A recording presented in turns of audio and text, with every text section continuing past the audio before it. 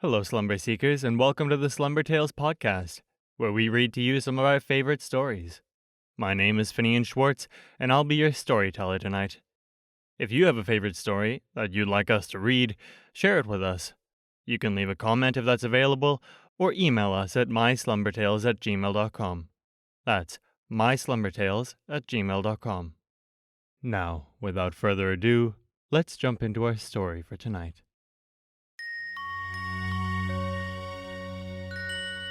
Chapter 12. Sudden Danger. For a few seconds, she stared into the dimly lit room. Then she shouted, "Saul! Jasper! Turn off the television and turn on the light!" "We can't turn on the light because we've no electric bulbs left," said Saul Baden. "When the telly finishes, we go to bed." "And if we turn the telly off, there'll be no light at all," said Jasper Baden.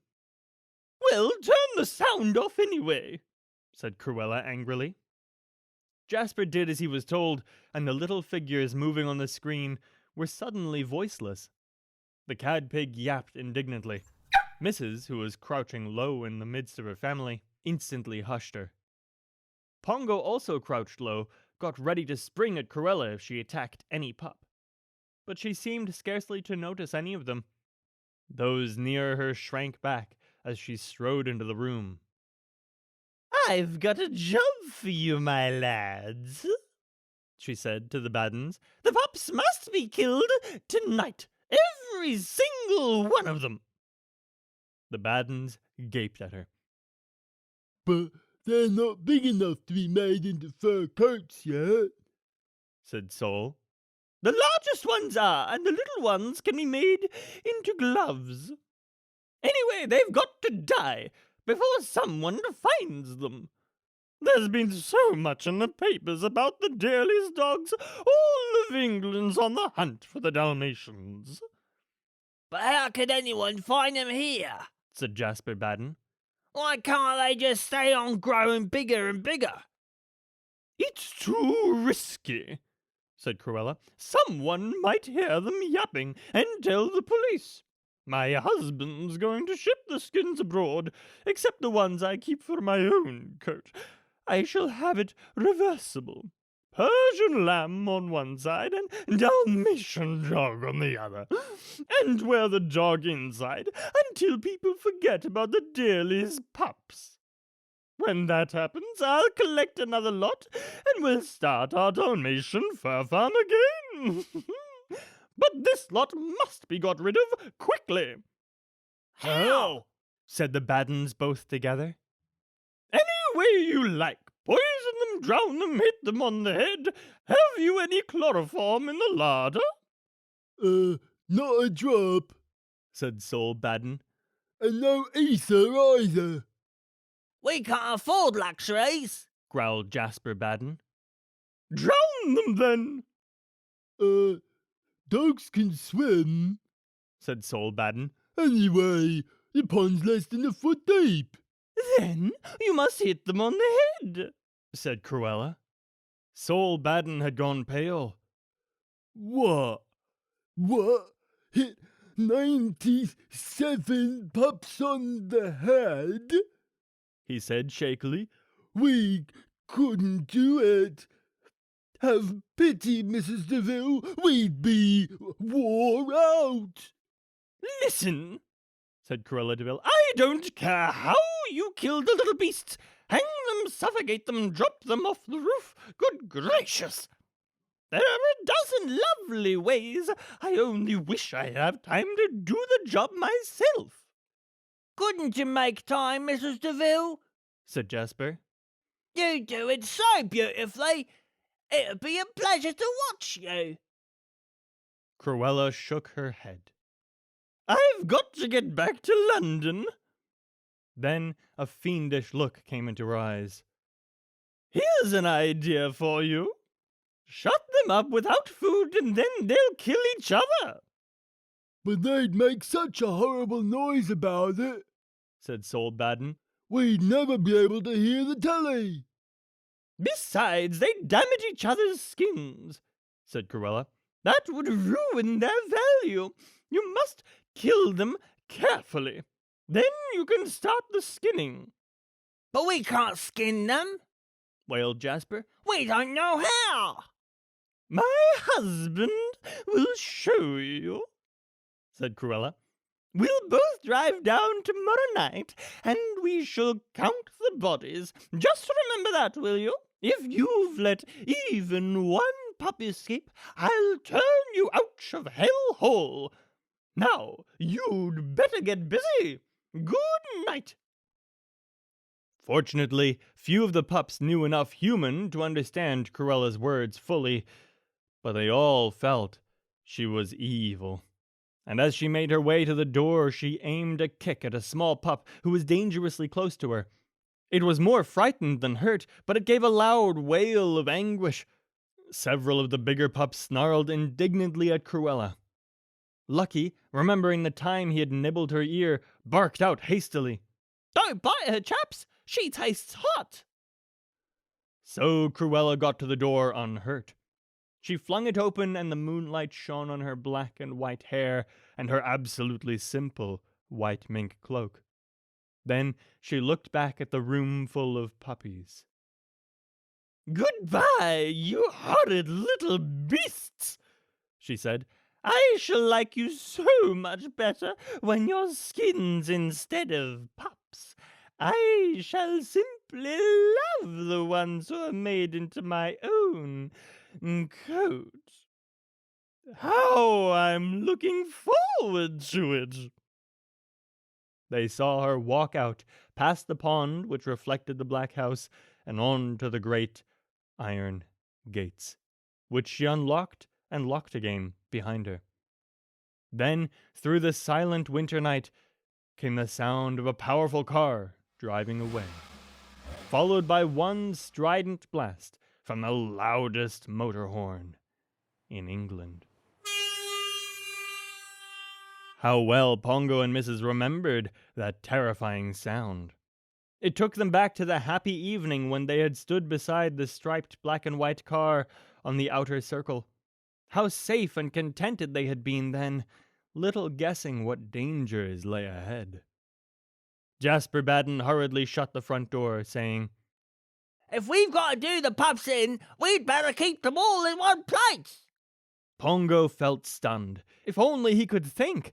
If only the sheepdog were here to advise him! Mrs. whispered, "If you wish to attack those villains, I will help you, Pongo." Lucky said quickly, "They always carry knives." Pongo's brain was beginning to work. "If we attack them, they may kill us," he whispered to Mrs., "and then there will be no one to help the pups. Quiet, let me think." The Baddens were talking together in low grunts. "One thing's certain," said Jasper. "We can't do it tonight, or we shall miss What's My Crime." It was their favorite television program. Two ladies and two gentlemen in faultless evening dress had to guess the crime committed by a lady or gentleman in equally faultless evening dress. Stern moralists said this program was causing a crime wave and filling the prisons, because people committed crimes in the hope of being chosen as contestants. But crime is usually waving, and the prisons are usually full, so probably What's My Crime had not made much difference. But the Baddens longed to appear as contestants. They knew they would never be chosen unless they committed a really original crime, and they'd never been able to think of one. "We could kill the pups after What's My Crime, Jasper," said Sol. "We ought to do it tonight while they're sleepy. They'll be more dangerous when they're wide awake." "It's a nuisance, that's what it is," said Jasper. "And whatever we do, we shall be exhausted. First the killing and then the skinning." "Maybe we'll get the knack of the skinning," said Sol. "Then we can skin while we watch the telly." "Still, 97 pups," said Jasper. Then a wild gleam came into his eyes. "So, I bet no one else has ever murdered 97 Dalmatians. It might do the trick for us. It might get us on to What's My Crime? Now you're talking, said Saul Baden. You and me in evening dress with coronations on our buttonholes and all England watching us.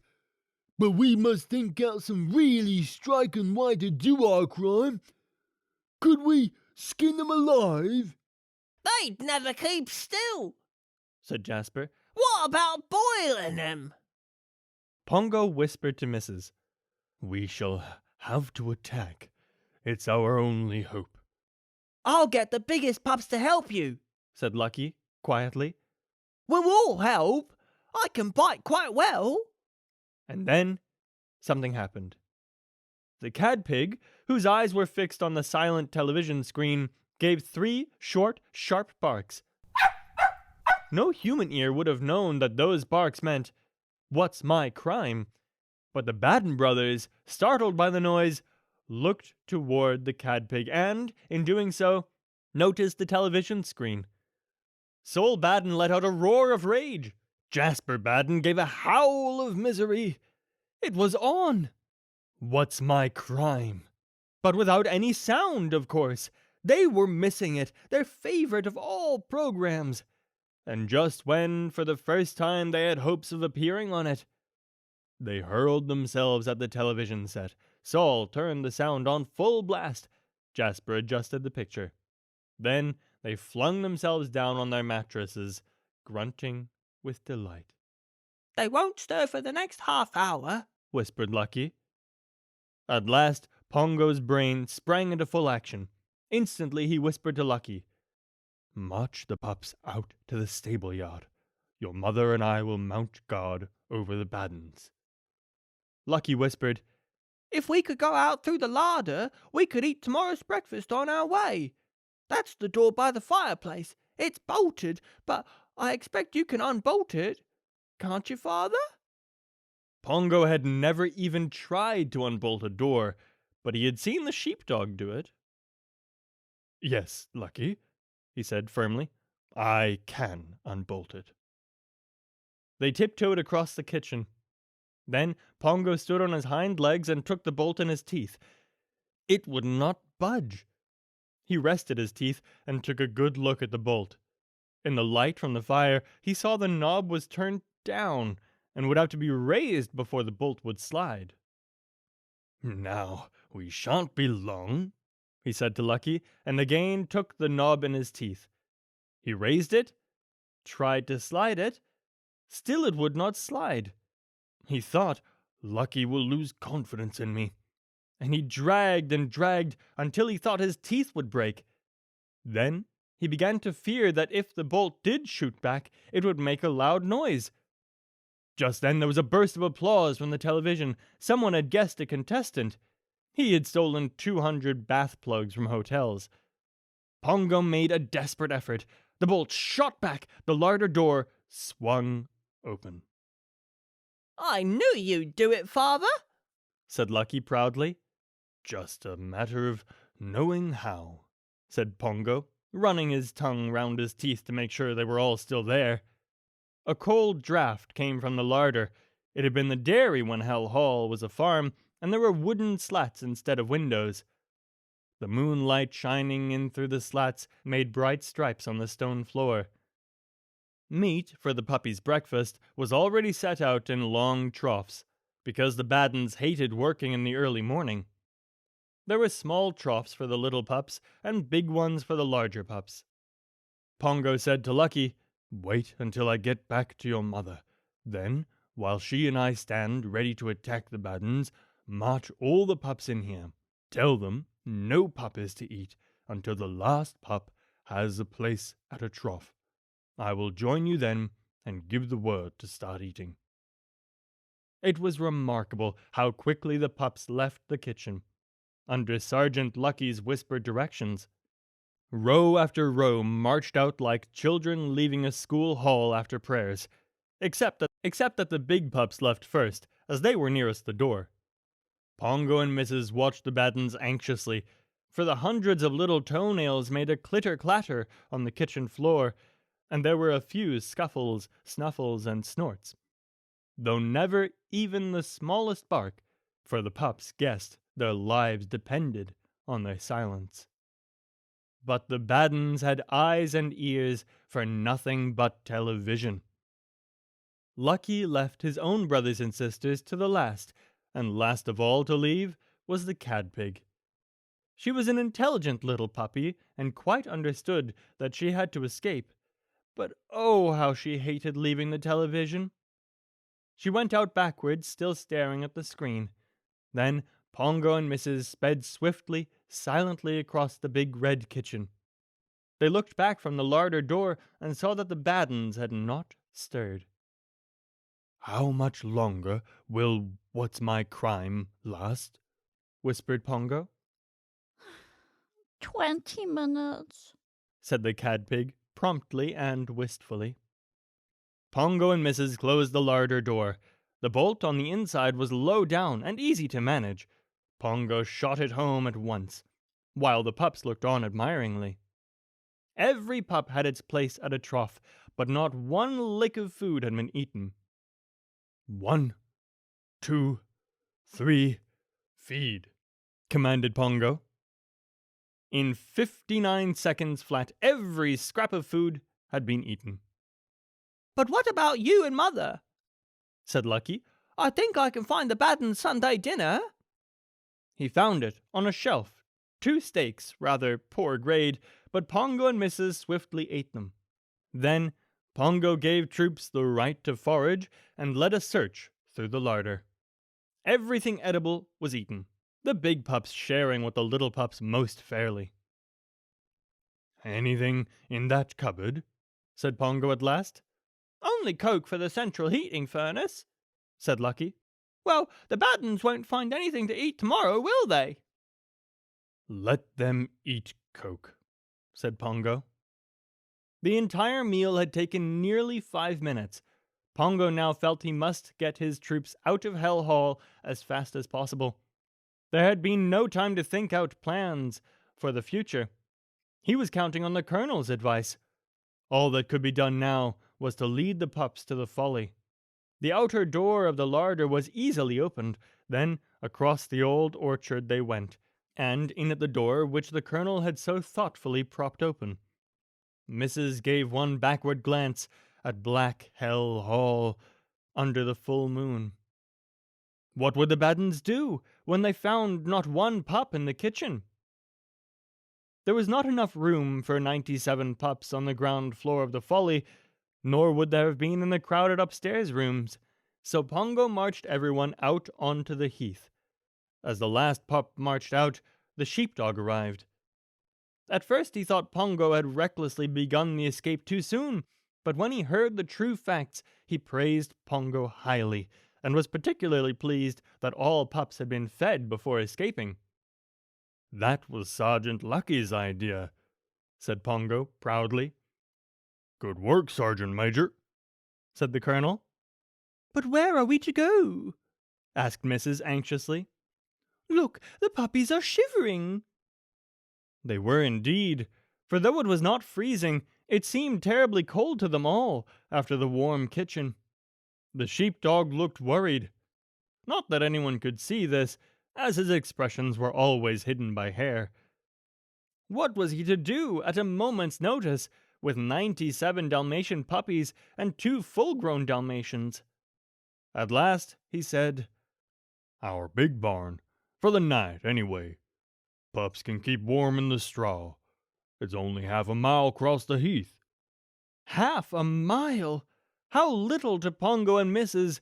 How much, how terribly much to the tiny Cadpig. After even a few hundred yards, Pongo was in despair about the long journey to London, which lay ahead. The pups ran along happily. The medium-sized pups did quite well.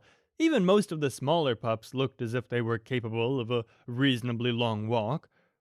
But the smallest pups of all, Pongo's own family, how were they to walk over 70 miles?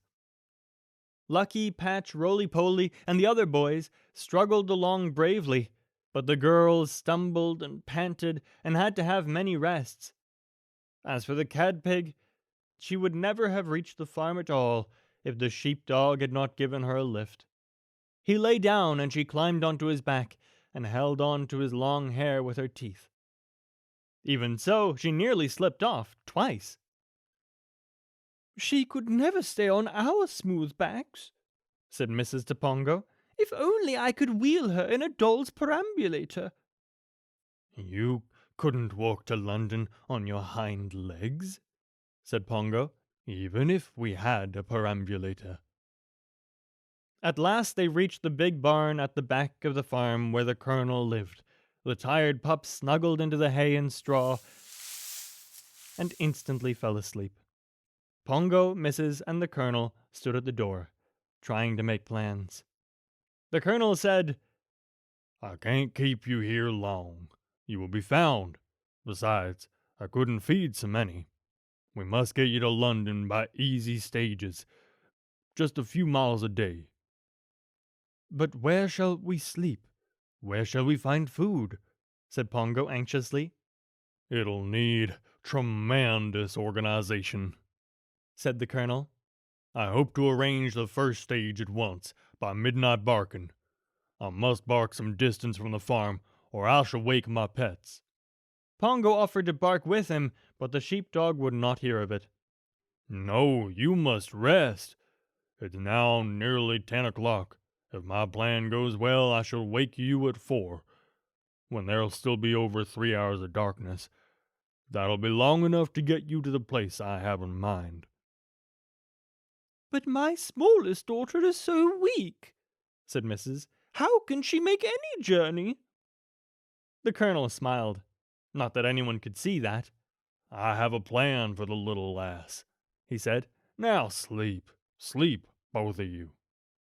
So Pongo and Mrs. went into the dark barn and sniffed out their own family. Only Lucky stirred. He said he was trying to sleep with one eye open so as to be on guard. "You close both eyes," said Mrs. firmly. And Lucky did, quite happy now his parents were there to take charge. "What would happen if we were found here?" asked Mrs. "Surely the people at the farm are kind. They wouldn't hurt us." Pongo had been thinking about this.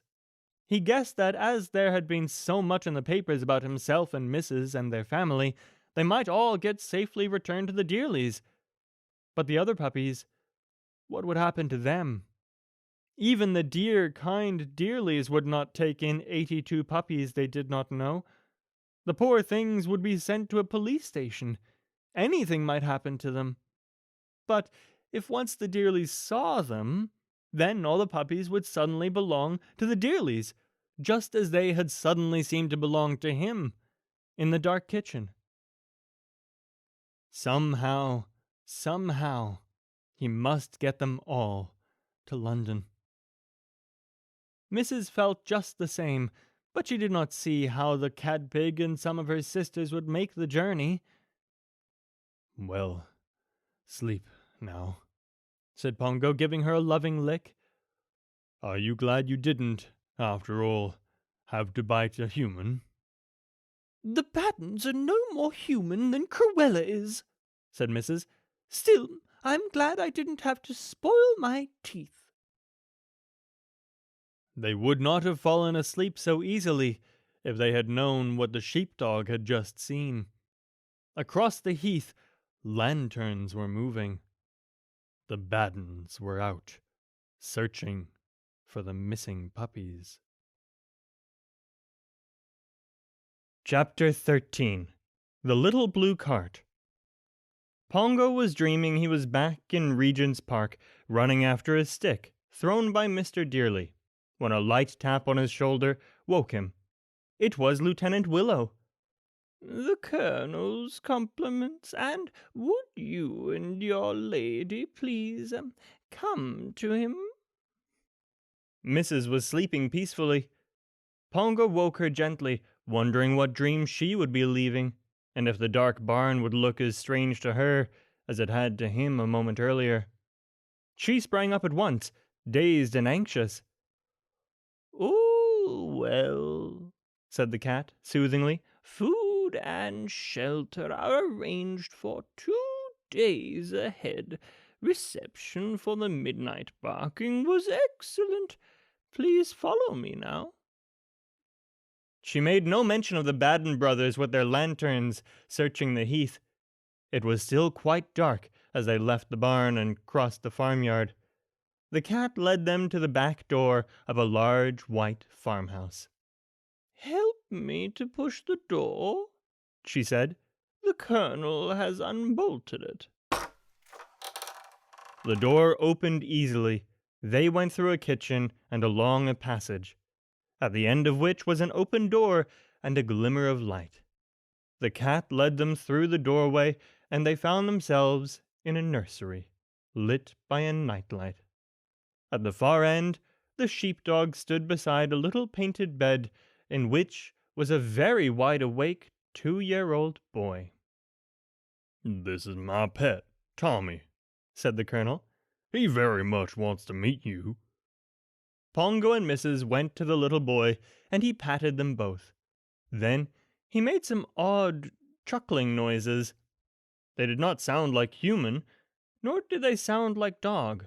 But the sheepdog seemed to understand them, and Tommy seemed to understand what the sheepdog answered. Pongo decided this was quite a new language, half dog, half human. "Tommy wishes to lend you something," said the colonel. "He knows how much you need it, and is most anxious to help you. See, here it is." Pongo and Mrs. then saw a little wooden cart, painted blue. It was made like a real farm cart, with 4 high wheels and a wooden railing all round it to keep the hay in. It was full of hay now. At the front was a long piece of wood with a wide crossbar at the end of it, so that Tommy could drag the cart about. "You can choose 2 pups exactly the right size," said the colonel, "and they can use the long piece of wood as a shaft in between them, and take the crossbar in their mouths. Then they can pull the cart forward, and if needed, pups at the back can push with their noses. Your smallest daughter can travel comfortably in the hay, and any puppy who is tired can sit beside her and take a rest." Pongo and Mrs. examined the pretty cart delightedly. They were too big to get between it and the crossbar themselves, but they felt sure plenty of the bigger pups would fit. "But does he really want us to take it?" asked Mrs. The sheepdog then spoke to Tommy, who nodded his head again and again, while talking his extraordinary language. "His name and address are painted on the side," said the sheepdog, "and he would be glad if it can be returned one day. But if that isn't possible, he will quite understand." "If we ever get home, I feel sure Mr. Dearly will return it," said Pongo. "Please tell Tommy how very grateful we are." The sheepdog translated this to Tommy, who smiled more than ever and made more chuckling noises. "He says he is pleased you are pleased, and would like to see all the puppies. I think it will be safe to march 'em all past his window when you leave, which should be soon now." So they said goodbye to Tommy, and then the sheepdog. Going backwards, Pongo pulled the cart along the passage and out through the back door. He had quite a job. "It's lucky my little pet sleeps on the ground floor," he said. "It's because our stairs are so steep, I could never have got this cart down 'em." They went back to the barn and woke the pups, and all the bigger ones came outside and tried the cart on for size. The moon was lower now, but still gave plenty of light. One family of 8 fitted perfectly, and a dozen other pups could manage quite well. So Pongo arranged that all these should travel close to the cart and take it in turns to pull it, 2 at a time. The cad-pig was enchanted and settled down in the hay so that pups could practice pulling. While this was happening, Pongo was told the plans made by Midnight Barking. Only 5 miles was to be traveled before dawn, which would not be for over 3 hours, to a village where a friend of the Colonel's lived at a bakery. "And next door is a butcher's, so food'll be all right," said the Colonel. "Then you'll do another 5 miles as soon as it's dark tomorrow. But my friend will tell you all about that. I hope to get you to London in 10 or 12 days, billeting you where you can be safely hidden and fed. The last stages of the march will be the most difficult, but there are warehouses, if we can get in touch with their watchdogs. There's a Great Dane somewhere near Hampstead working on that already. Fine fella. I hear he's a brigadier general." 10 days, or even longer. Mrs. felt her heart sink. "Pongo," she said suddenly, when is Christmas Day?" "The day after tomorrow," said the Colonel. "No, bless me, it's tomorrow, because it's Christmas Eve already, even if it isn't light yet. Don't worry, Mrs. Pongo, you shall have some Christmas dinner." But it was not food Mrs. was thinking about, but the Dearlys all alone for Christmas.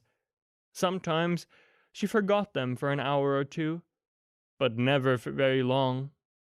She thought now of that last evening when she had rested her head on Mrs. Dearly's knee, trying to make her understand, and of the warm, white drawing room, where there was to have been a Christmas tree, with presents for the 3 dogs and the 15 pups. Mrs. had heard the Dearlys planning it. Pongo guessed his wife's thoughts, which was easy to do because his own were much the same. "Never mind, Mrs.," he said.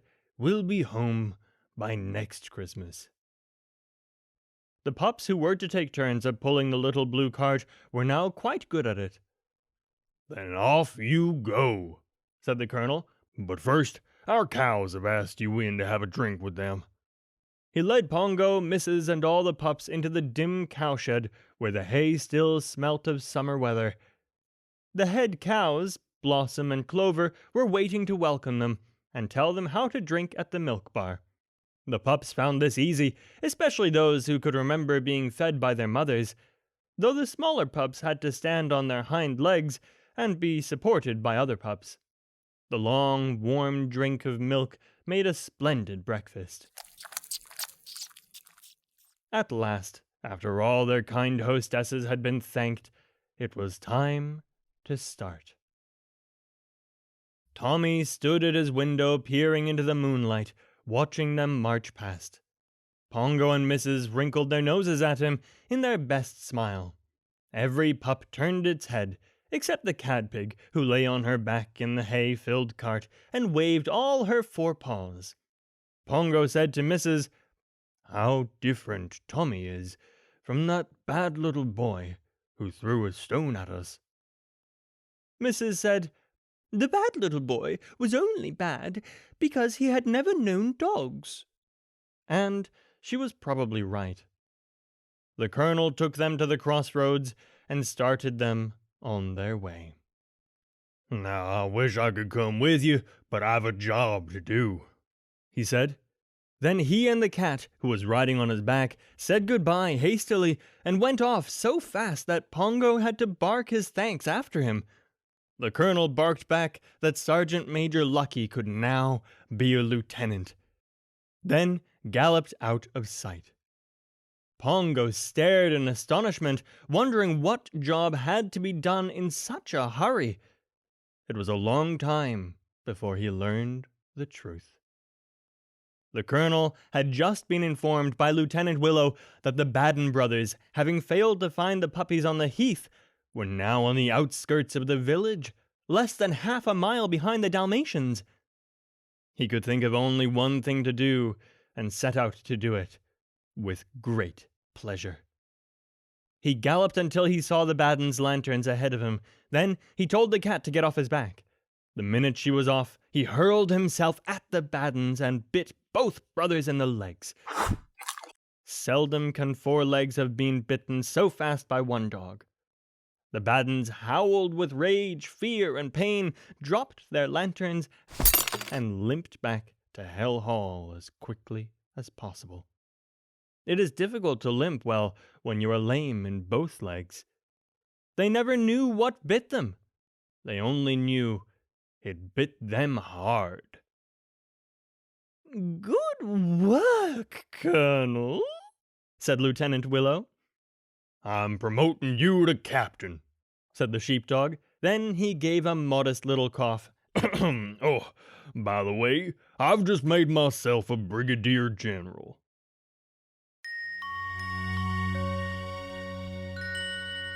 That's the end of our story for tonight.